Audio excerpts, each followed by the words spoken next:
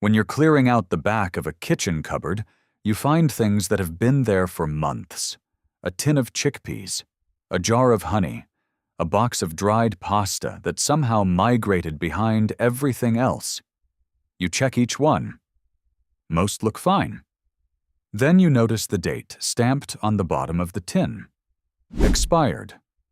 6 months ago. Your hand hovers over the bin. Your brain has already made the decision. Did something happen to it overnight, on the exact day that date ticked over? Or is the tin in your hand essentially the same tin it was yesterday? Here's the scale of that hesitation. Across the developed world, households throw away roughly 1/3 of all food they buy. A significant portion of that waste happens not because the food has spoiled, but because a printed date said it should.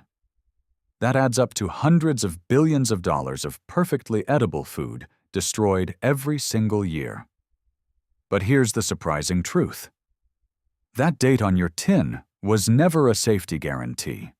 It was a quality estimate written by the company that made the product based on its own commercial standards, not government safety science.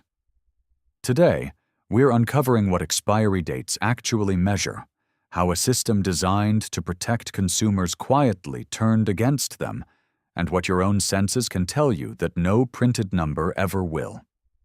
To understand this, we have to go back further than most people expect. For most of human history, the question of whether food was safe had a simple answer. You looked at it, smelled it, tasted a little, and made a judgment.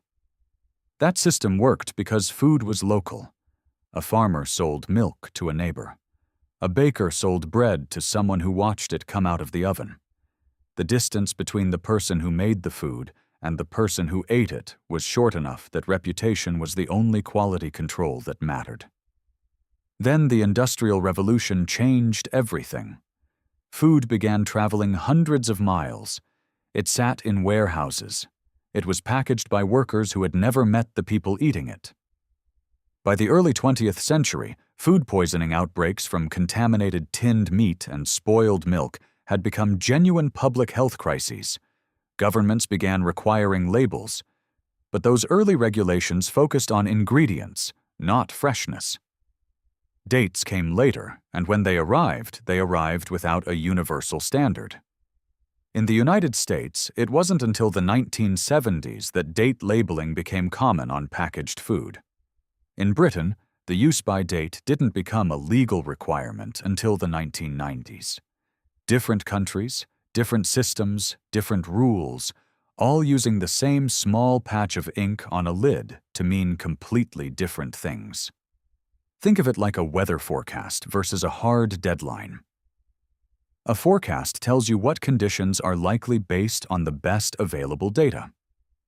A deadline tells you something changes the moment the clock runs out.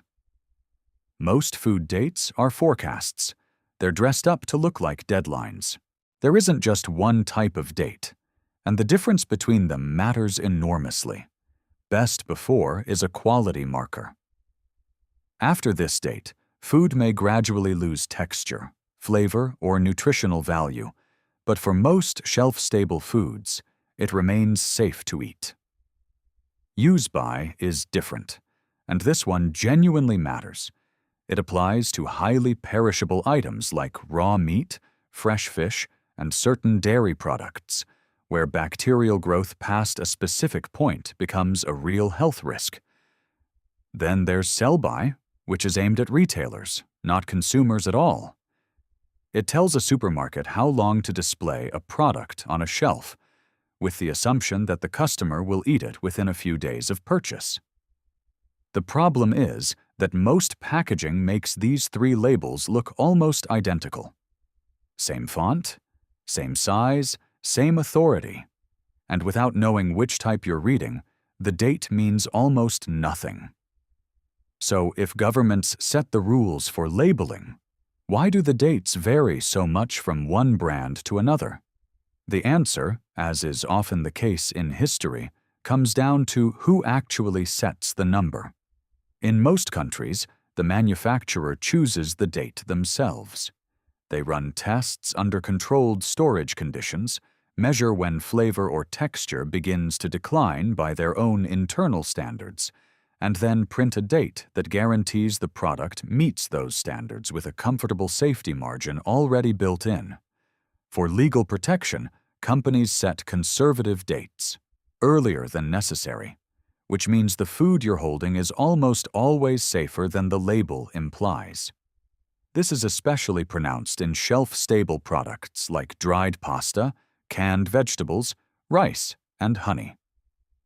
Honey, in particular, essentially does not spoil. Archaeologists have found 3,000-year-old honey in Egyptian tombs that was still perfectly edible. The date on a jar of honey in your cupboard exists because the law requires a date, not because the honey has any intention of going bad. So, the next time you find that tin at the back of the cupboard, the one that expired 6 months ago, you'll know that the date is telling you something, just not what you assumed it was. It's not a switch. It's not a warning.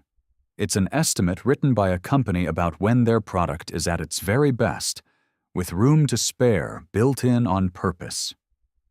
Your nose, your eyes, and your judgment were doing this job for thousands of years before the ink ever was. The label tells you when the company stops being confident. It doesn't tell you when to stop trusting yourself.